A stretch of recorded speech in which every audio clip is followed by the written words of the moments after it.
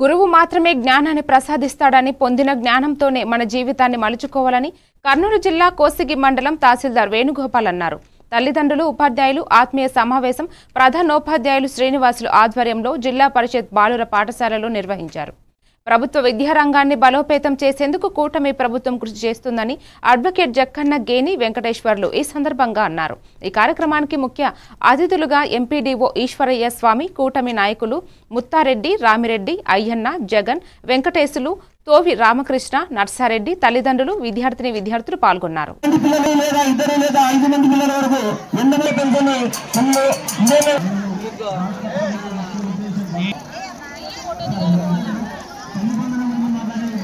ఉద్దేశంతో ఈరోజు ఈ సమావేశాన్ని ఏర్పాటు చేయడం జరిగింది. ప్రభుత్వము ఈరోజు చదువుకుంటున్నటువంటి పిల్లలకు ప్రతి ఒక్క సౌకర్యాలు కల్పిస్తున్నారు.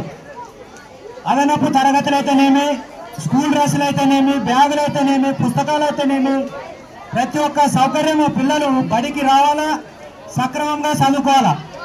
ఈ పుట్టిస్తున్నప్పుడు మీరు క్రమశిక్షణతో ఉండి పెద్దలను గౌరవించి బాగా చదువుకుంటే పిల్లల యొక్క భవిష్యత్తు బాగుంటుంది. మరి అదేవిధంగా తల్లిదండ్రుల బాధ్యత ఏమి, మన పిల్లలు సక్రమంగా బడిగిపోతున్నారా లేదా అంటే మనతో పాటు వచ్చేది మన విద్య మాత్రమే. మనకున్న చదువుతోనే మనతో పాటే ఉంటుంది.